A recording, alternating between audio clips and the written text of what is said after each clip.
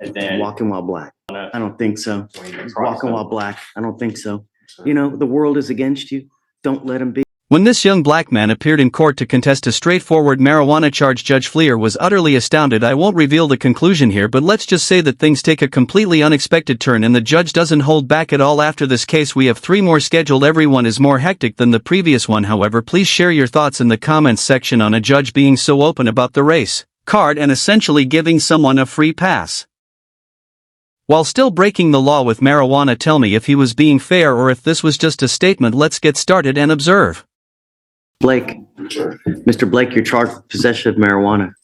You're facing up to 6 months in jail and or a $2,000 fine. We are going to do probable cause. You have the right to remain silent. Anything you say can or will be used against you. You have the right to have an attorney present. If you cannot afford one, one will be appointed to you, sir. Okay. On September 4th, 2024, officers were dispatched to a possession of marijuana investigation at 100 Hollows Tree Lane in Harris County, Texas. Officer was informed defendant crossed unauthorized crossing point from convenience store to apartment complex. Officer observed strong odor of marijuana. Wait. He did what? It says he crossed an unauthorized crossing point. So I guess he crossed the street. Is he jaywalking? Yeah. Yes, Your Honor. And then Walking while black. and it says the officer observed a strong odor of marijuana and he was informed that the defendant had begun to walk backwards upon being asked about marijuana by another officer. A PC search was conducted and the officer observed a large sack of marijuana. I don't think so. Walking while black. I don't think so. I'm going to find no probable cause. Yes, Your Honor. Mr. Blake, be careful, man. You know, the world is against you. Don't let them be. Do something with your life. You know what I mean? The more you just, come on, man. All right, I'm going to have you just take a seat back, all right? Hang tight. All right, Judge. Ms. Treadwell, you're charged with driving while intoxicated. You're facing up to 6 months in jail and or a $2,000 fine. We are going to do probable cause. You have the right to remain silent. Anything you say can or will be used against you. You have the right to have an attorney present. If you cannot afford one, one will be appointed to you, man.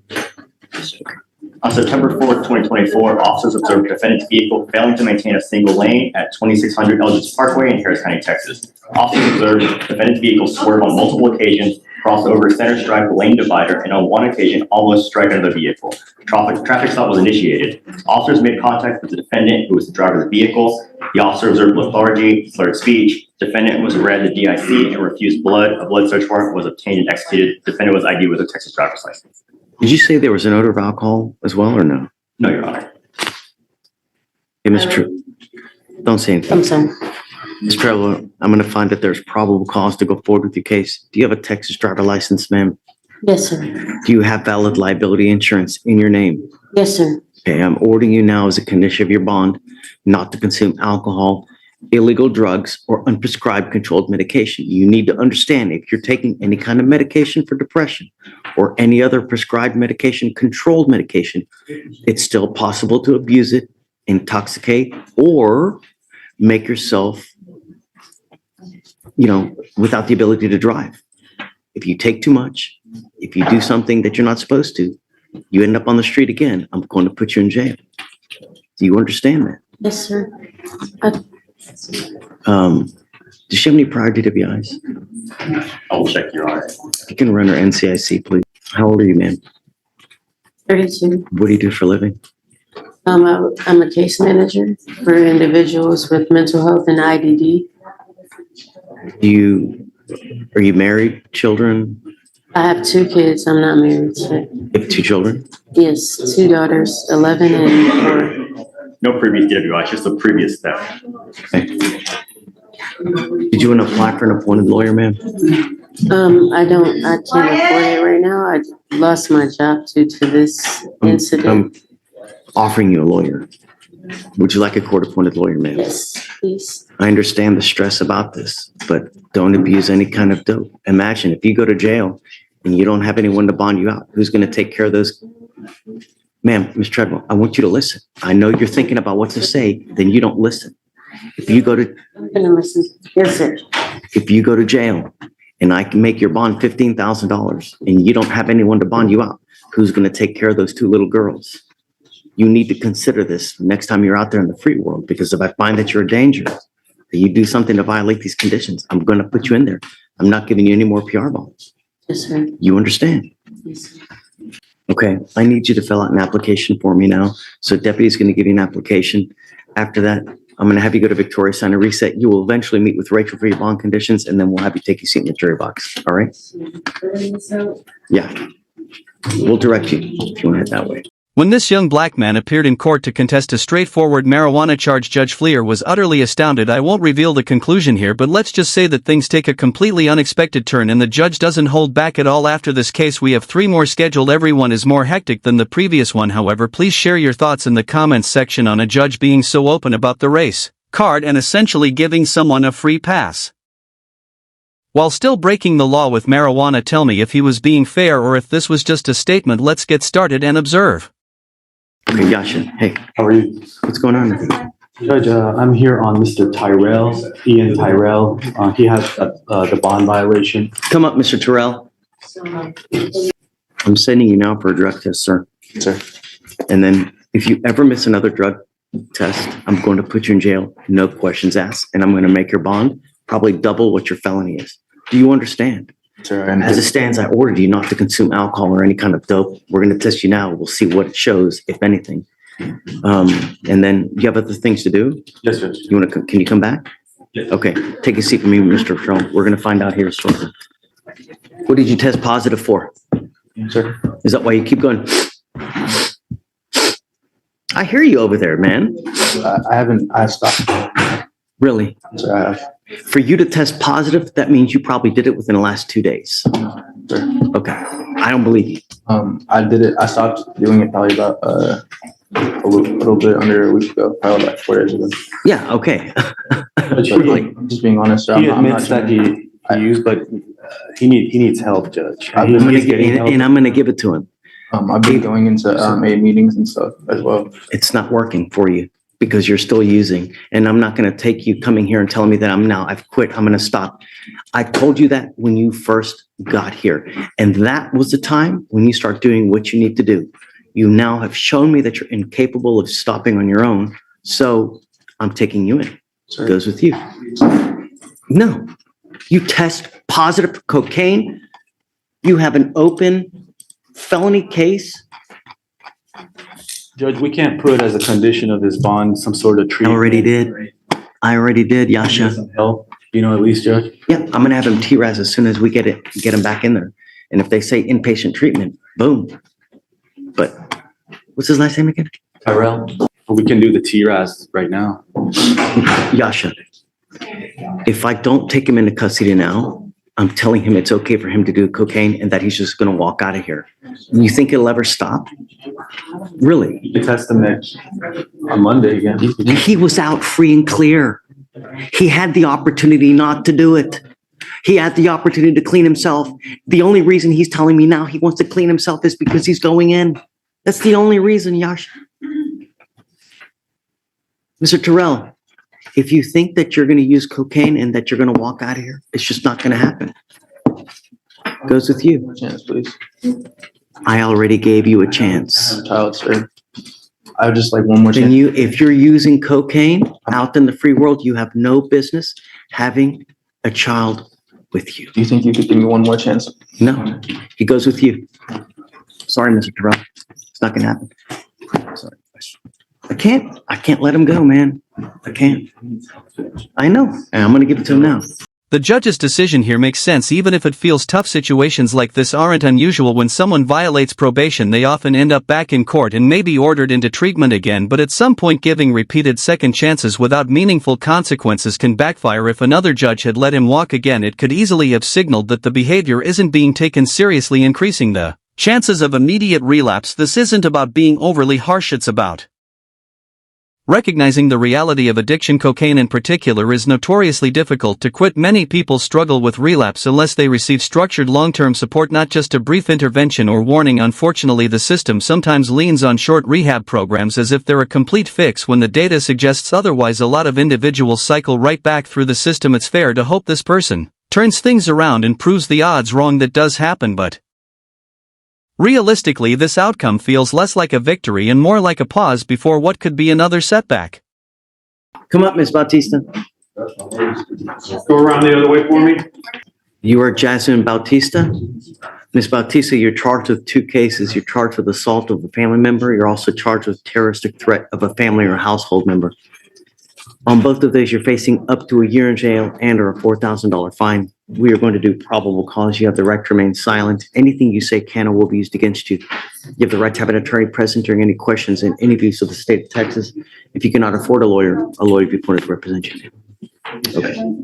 Officer conducted follow-up investigation at 1505 Serpentine Drive, San Jacinto City in Harris County, Texas. Officer traveled to the residence and observed approximately a couple bullet holes, and the complaining witness advised that on August 25th at approximately 1:40 a.m., a dark-colored Dodge vehicle opened fire on the residence. No injuries were sustained. Complainant one advised that her brother's wife, later identified as the defendant, had recently made threats against the family. The complainant advised that her brother, complainant two, and defendant had a fight on August 18th that escalated into a physical altercation. The complainant and other family members tried to separate them, and the defendant threatened to kill the entire family. Defendant threatened to have her brothers come and shoot all of them. The complainant, the defendant's husband, told officers that during the argument on August 18th, the defendant attacked him. Complainant advised that this was when the defendant threatened to have her brother shoot and kill the entire family. Complainant believed the threat and fears for his life and his family's safety. Officer was given a video of the incident showing the defendant grabbing onto the complainant's leg and yelling, "You're all going to die, bitch, you and your fucking kids."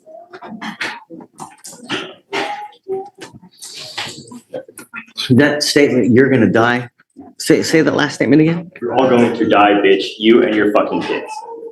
You, meaning the Meaning the, complaining witness, which is, I believe, it was the defendant. Zamarripa? I believe. There's two complaining witnesses. There's the defendant's husband and then the defendant's husband's brother or sister, my apologies. Okay, so it's a sister-in-law. So Ivan is the husband. Are you currently married to this person? Okay. Did I hear you say anything about the assault? What did you say about the assault? No, you were, that was just the terroristic threat.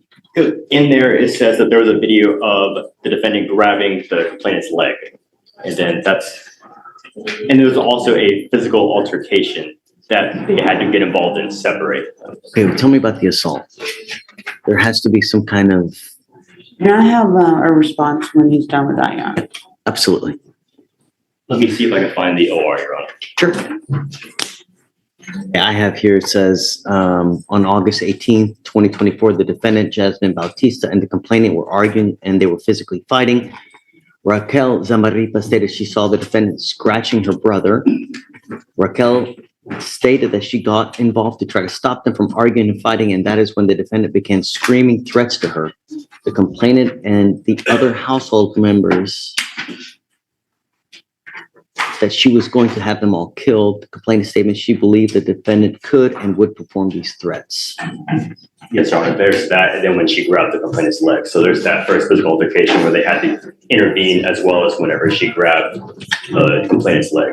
Okay, so let me just read this to you so that you also get this. It says, applicant spoke with Ivan Zamarripa, the complainant, on or about August 29th, 2024.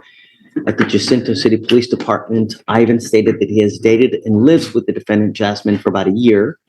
He stated that on August 18th, he was having a verbal argument with the defendant as she did not want him spending so much time with his family members, and that the defendant hit him and scratched him and bit him. Complainant stated a couple of his family or household members began to try to separate the defendant from him. As this was going on, the defendant screamed that she was going to have her brothers come to the residence and shoot all of them and that they were all going to die. Complainant stated the defendant also stated that she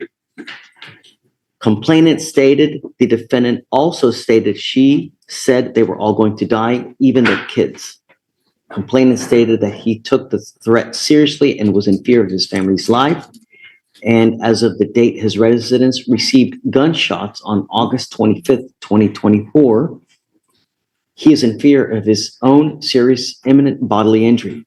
Complainant stated the defendant caused him and his family members to be in fear of their lives and serious imminent bodily injury.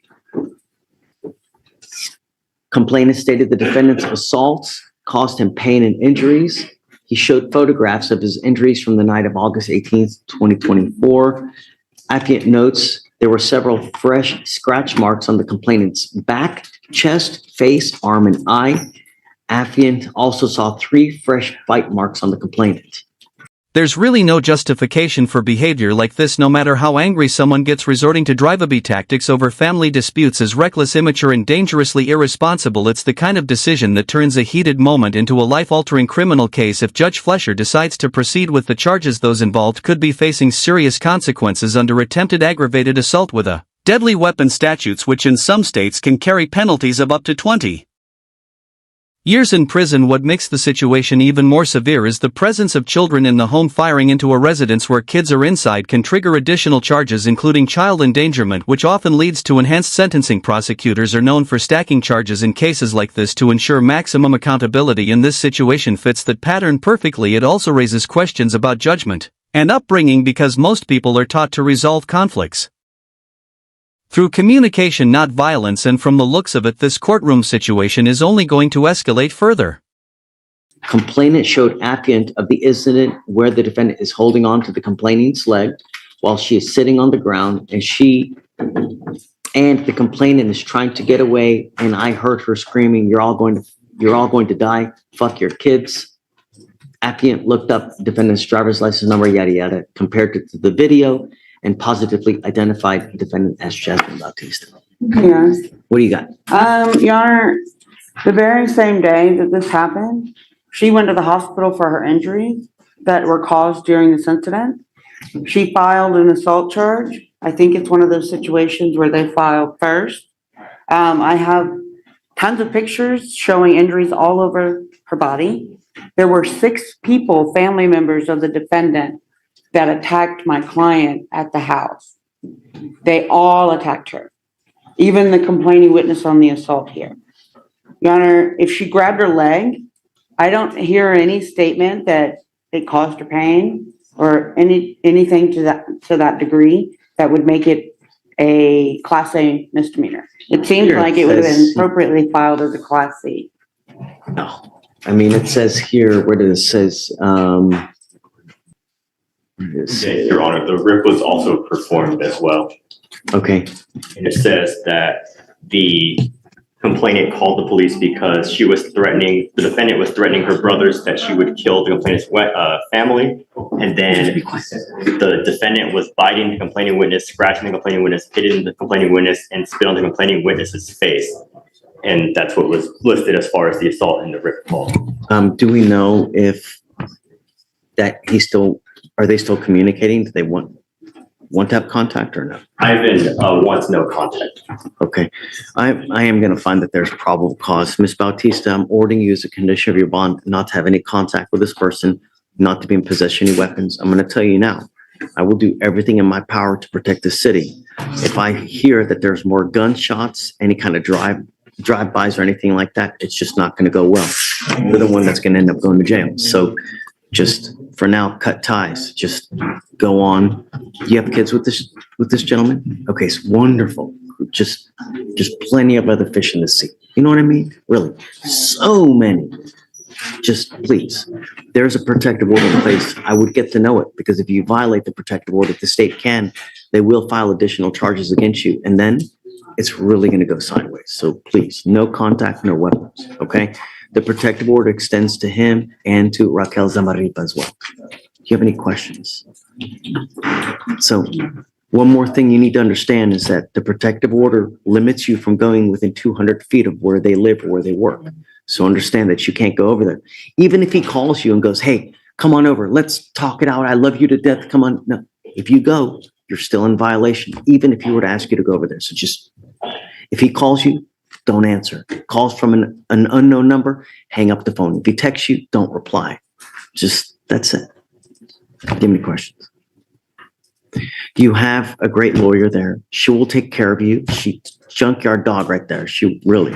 So listen to her. She'll take care of you. I will waive your appearance, but you have to stay in touch with Ms. Sims, and she'll tell you when you have to come back to court. If she tells me she can't get a hold of you because you're playing games, I will issue a warrant for your arrest. You will not get any more PR bonds. I don't care what's going on there. You pick up a new case, you violate conditions, I'm gonna put you in jail. I'm gonna make the bond 10 to 15,000. And if you don't have anyone to bond you out, you'll be stuck like Chud. So be careful, man. Okay. So for now, I'm gonna have you sign a reset, then we'll have you take a seat in the jury box while we get your bond conditions. We'll have you sign it and then you'll be free to go. Okay, thanks. Thank you, Your Honor. Good to see you, Your Honor. I honestly can't wrap my head around how she walked away from that case with barely a consequence. A restraining order is basically nothing, and it almost feels like the judge handed her a guide on how to avoid getting caught next time. Decisions like this are exactly why people lose faith in the system, because when someone can harass another person, sidestep serious consequences, and still walk out confidently, it sends a terrible message. I'm definitely going to look into what happened after this. Because if that's really the end, then the court just moved on. I'd also like to hear your thoughts on the first case, especially Judge Fleer bringing race into it unexpectedly. Share your opinions below, and if you found this discussion interesting, consider liking and subscribing. I truly appreciate you taking the time to watch, and thank you so much for your support. It really means a lot to me personally.